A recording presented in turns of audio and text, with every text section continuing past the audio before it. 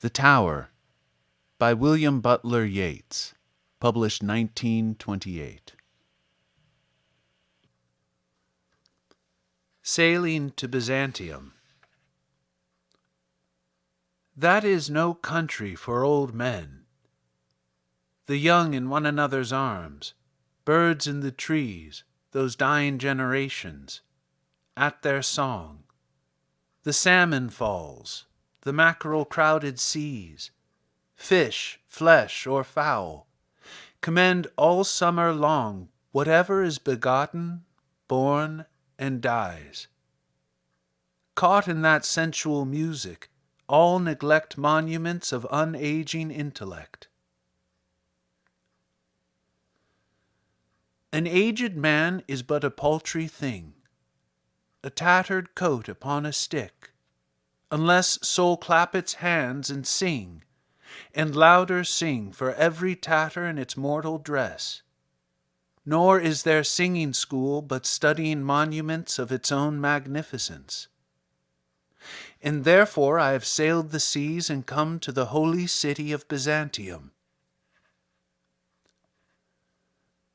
O sages standing in God's holy fire, as in the gold mosaic of a wall, come from the holy fire, pern in a gyre, and be the singing masters of my soul. Consume my heart away, sick with desire and fastened to a dying animal, it knows not what it is. And gather me into the artifice of eternity.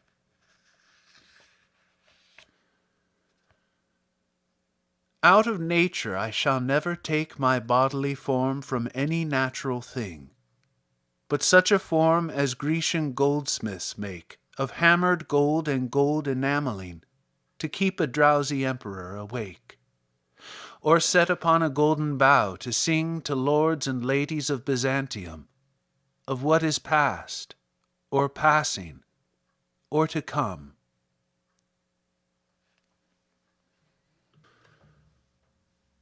The Tower.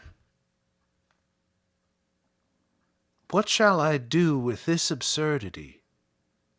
O heart, O troubled heart, this caricature, decrepit age that has been tied to me as to a dog's tail. Never had I more excited, passionate, fantastical imagination, nor an ear and eye that more expected the impossible.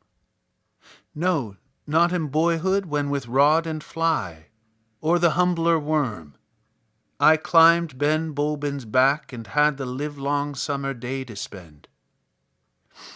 It seems that I must bid the muse go pack, choose Plato and Plotinus for a friend, until imagination, ear and eye, can be content with argument and deal in abstract things, or be derided by a sort of battered kettle at the heel.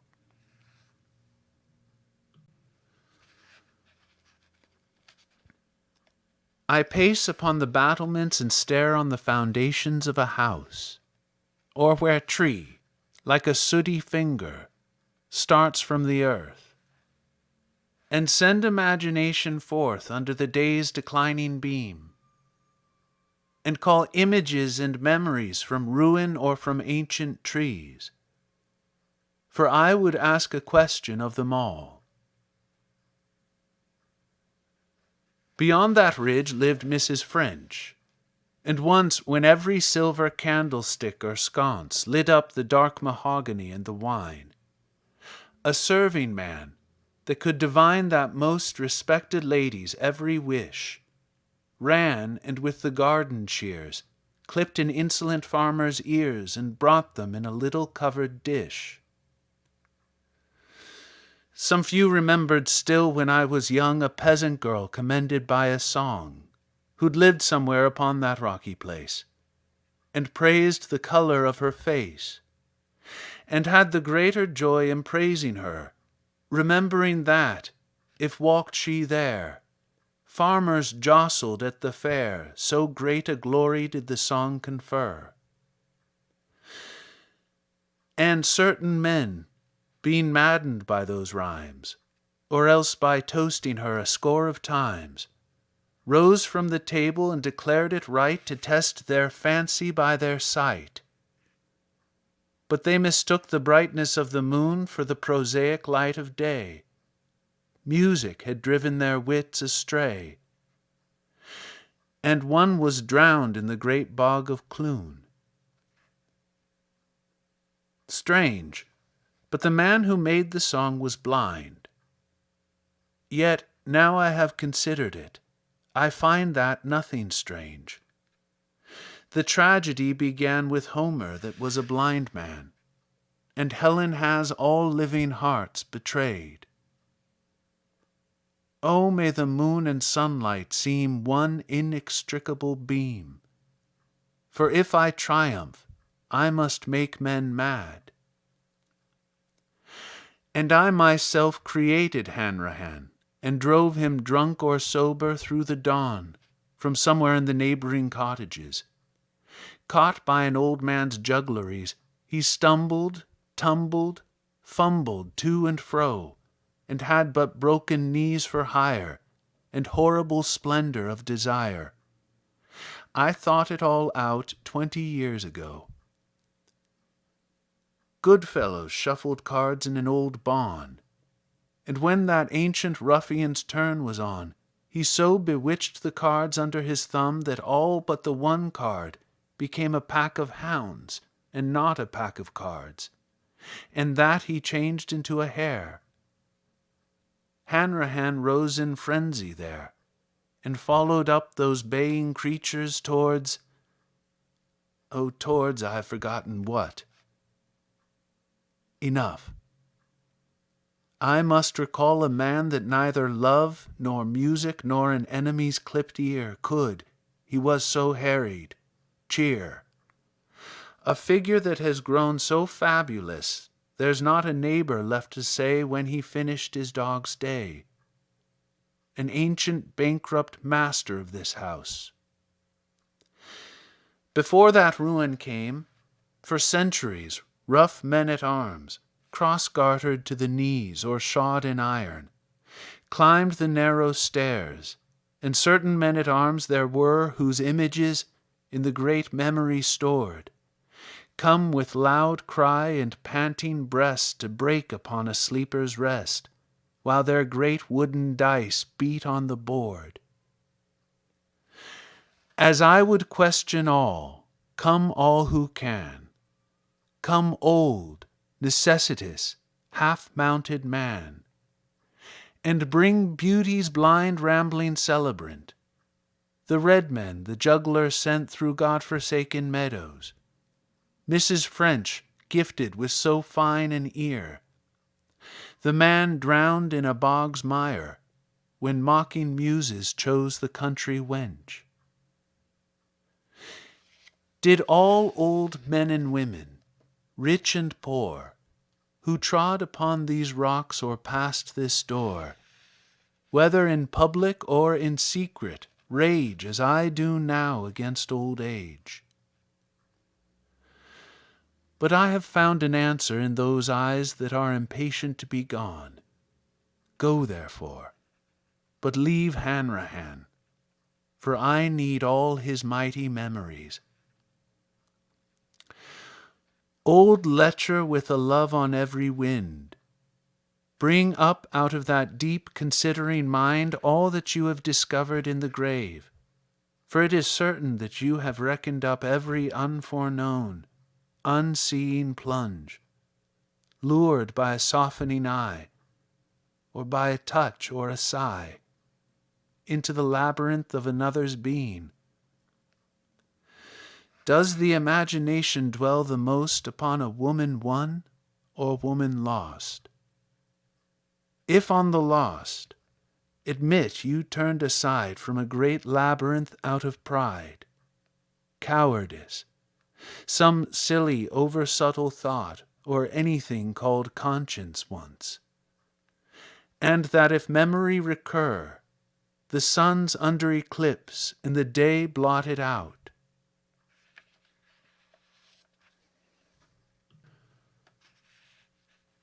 It is time that I wrote my will. I choose upstanding men that climb the streams until the fountain leap, and at dawn drop their cast at the side of dripping stone.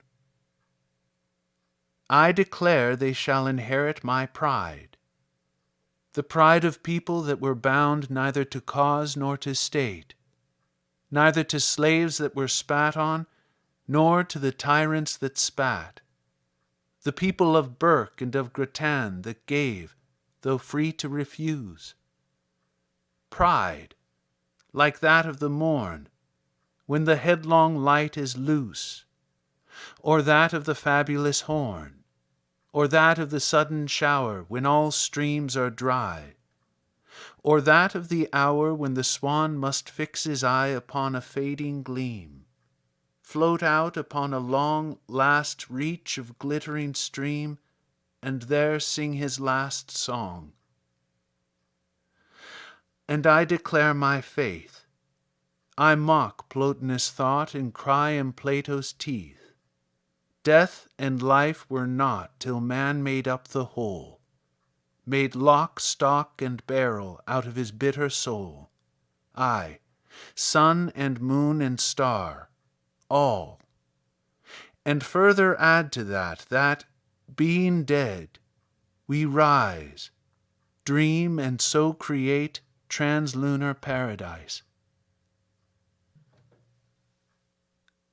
I have prepared my peace with learned Italian things and the proud stones of Greece, poets' imaginings and memories of love, memories of the words of women, all those things whereof man makes a superhuman, mirror-resembling dream. As at the loophole there, the daws chatter and scream, and drop twigs layer upon layer. When they have mounted up, the mother bird will rest on their hollow top, and so warm her wild nest. I leave both faith and pride to young upstanding men climbing the mountainside, that under bursting dawn they may drop a fly, being of that metal made till it was broken by this sedentary trade.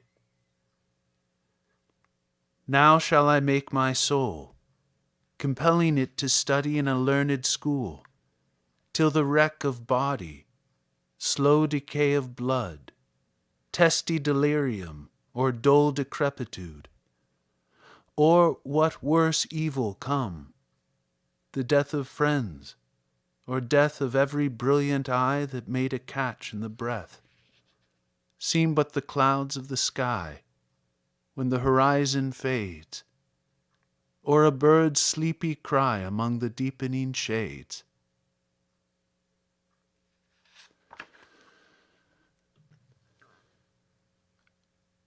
Meditations in Time of Civil War. 1. Ancestral Houses.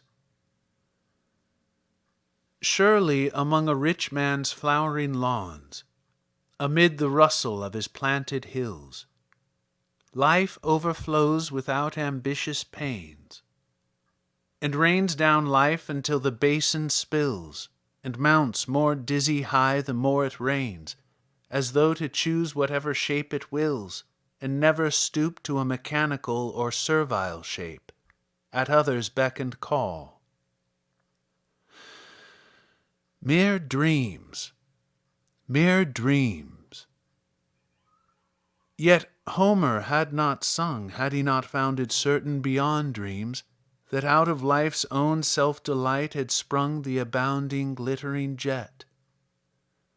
Though now it seems as if some marvelous empty seashell, flung out of the obscure dark of the rich streams, and not a fountain, were the symbol which shadows the inherited glory of the rich.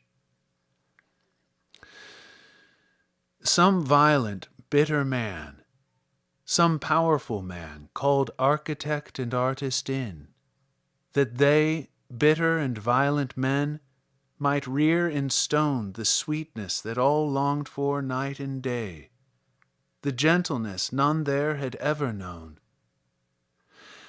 But when the master's buried mice can play, and maybe the great-grandson of that house, for all its bronze and marble, is but a mouse. Oh, what if gardens where the peacock strays with delicate feet upon old terraces, or else all Juno from an urn displays before the indifferent garden deities? Oh, what if levelled lawns and gravelled ways, where slippered contemplation finds his ease and childhood a delight for every sense, but take our greatness with our violence? What if the glory of escutcheoned doors, and buildings that a haughtier age designed, the pacing to and fro on polished floors amid great chambers and long galleries, lined with famous portraits of our ancestors, what if those things the greatest of mankind consider most to magnify or to bless, but take our greatness with our bitterness? 2. My house. An ancient bridge and a more ancient tower, a farmhouse that is sheltered by its wall, an acre of stony ground where the symbolic rose can break in flower, old ragged elms, old thorns innumerable, the sound of the rain or sound of every wind that blows, the stilted water hen crossing stream again scared by the splashing of a dozen cows, a winding stair, a chamber arched with stone, a grey stone fireplace with an open hearth, a candle and written page. Il Penseroso's Platonist toiled on in some like chamber, shadowing forth how the demonic rage imagined everything. Benighted travellers from markets and from fairs have seen his midnight candle glimmering. 2 men have founded here. A man-at-arms gathered a score of horse, and spent his days in this tumultuous spot, where through long wars and sudden night alarms, his dwindling score and he seemed castaways, forgetting and forgot. And I, that after me my bodily heirs may find, to exalt a lonely mind, befitting emblems of adversity. 3. My table. 2 heavy trestles, and a board where Sato's gift, a changeless sword, by pen and paper lies, that it may moralize my days out of their aimlessness. A bit of an embroidered dress covers its wooden sheath. Chaucer had not drawn breath when it was forged. In Sato's house, curved like new moon, moon luminous, it lay 500 years. Yet if no change appears, no moon, only an aching heart conceives a changeless work of art. Our learned men have urged that when and where 'twas forged, a marvelous accomplishment, in painting or in pottery, went from father unto son, and through the centuries ran, and seemed unchanging like the sword. Soul's beauty being most adored, men in their business took the soul's unchanging look. For the most rich inheritor, knowing that none could pass heaven's door that loved inferior art, had such an aching heart that he, although a country's talk for silken clothes and stately walk, had waking wits. It seemed Juno's peacock screamed.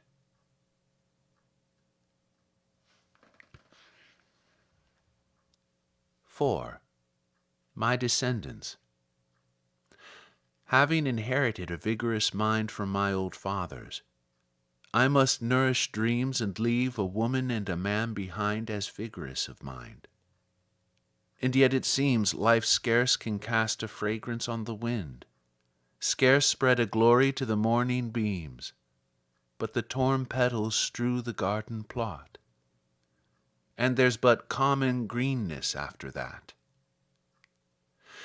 And what if my descendants lose the flower through natural declension of the soul, through too much business with the passing hour, through too much play, or marriage with a fool? May this laborious stair and this stark tower become a roofless ruin that the owl may build in the cracked masonry and cry her desolation to the desolate sky. The primum mobile that fashioned us has made the very owls in circles move.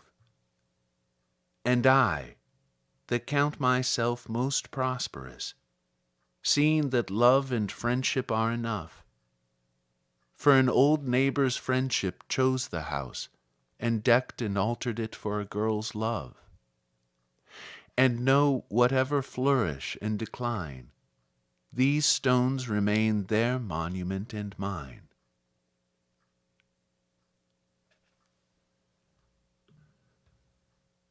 Six. The stair's nest by my window. The bees build in the crevices of loosening masonry, and there the mother birds bring grubs and flies. My wall is loosening.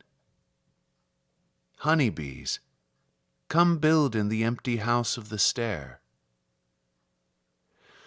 We are closed in, and the key is turned on our uncertainty. Somewhere a man is killed, or a house burned, yet no clear fact to be discerned.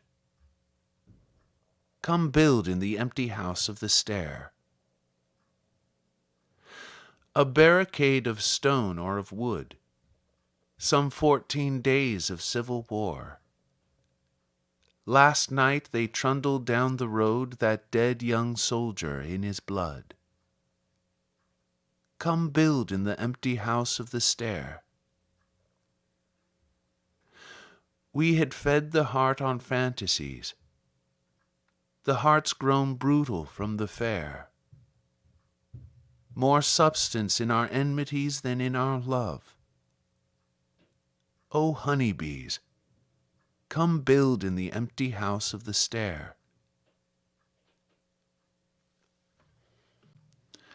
7. I see phantoms of hatred and of the heart's fullness, and of the coming emptiness. I climb to the tower top and lean upon broken stone.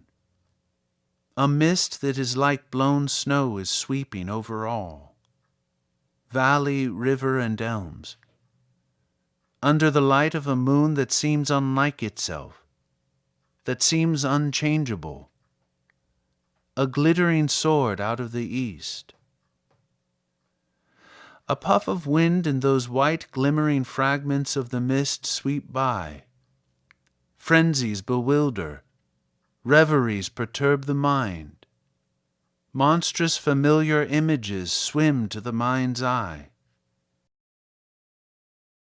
Vengeance upon the murderers, the cry goes up. Vengeance for Jacques Millet.